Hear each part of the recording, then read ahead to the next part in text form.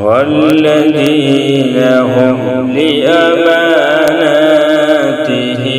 وعهدهم راعون والذين هم على صلواتهم يحافظون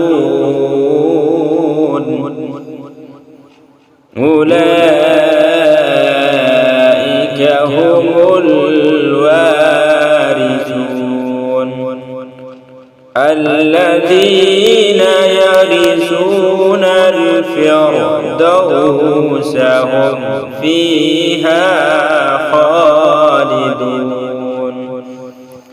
ولقد خلقنا الإنسان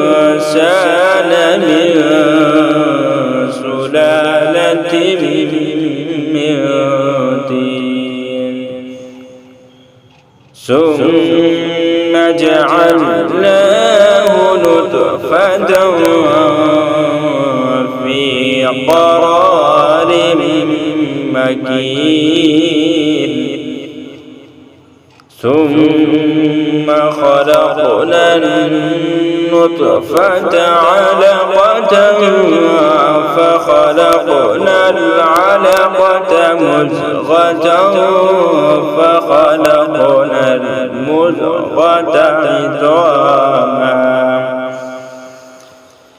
فخلقنا المضغة عظاما